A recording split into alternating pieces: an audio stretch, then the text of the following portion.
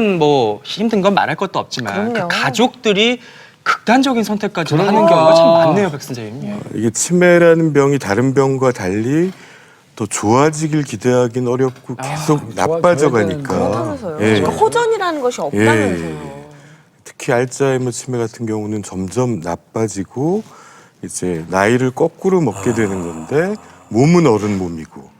그러니까 이제 간병하는데 굉장히 육체적으로 정신적으로 굉장히 힘든데 예, 이럴 때 이제 부부가 애들한테는 이제 더 이상 피해 주기는 싫고 이게 이제 해결할 방법은 없고 이거밖에 없다.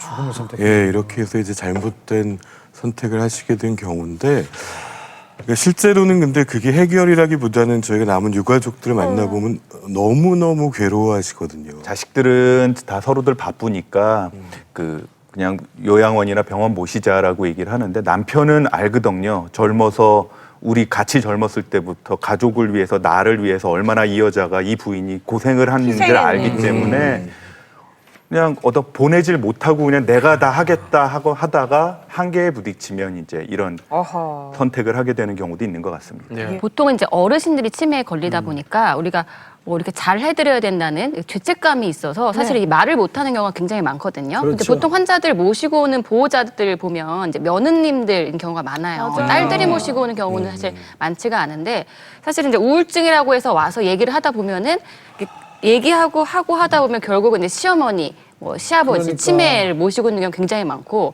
또 반면에 치매 환자분들을 이제 모시고 오면 그러니까 문제는 며느리가 더 우울증에 걸린 경우가 많아요. 그러니까요. 네, 그래서 사실 이걸 얘기를 못 하니까 사실은 좀 어려운 것 같아요. 문제는 뭐냐면 이제 고령화 사회가 되면서 치매 인구가 점점 늘어나고 있어요. 맞아요. 그러다 보니까 치매를 간병하는 가족들이 그렇게 또 상담받으러 많이 오게 되죠. 처음에는 한 분이 이제 치매로 다니시다가 네. 그 남편이 또 약간 좀 이상해서 검사를 해보면 남편도 같이 치매에 걸리는 경우도 많고요. 그렇지 않다 하더라도 딸이나 며느리가 다니고 있다가 나중에 그 딸이나 며느리가 화병이나 우울증으로 또 접수를 하는. 뉴스에서 그 젊은 부부가 같이 이렇게 투신 그 자살은 그렇게까지 돼요? 많이 심해지면요? 더 이상 자식한테 더 이상 도움을 바라기도 싫고 그렇다고 요양원이나 요양병원을 가기는 싫고 내 선에서 어떻게 끝내겠다는 그런 마음이 좀 앞선 거죠. 사실은 그러지 않아도 되는데. 그러니까 이제 사실 가족들 입장에서는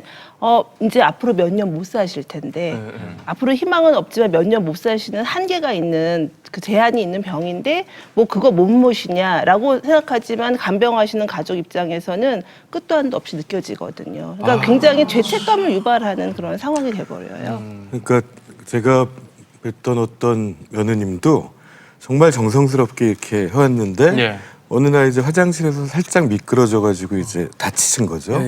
그때 이제- 아프신 분께서. 그쵸, 치매인 분이. 예.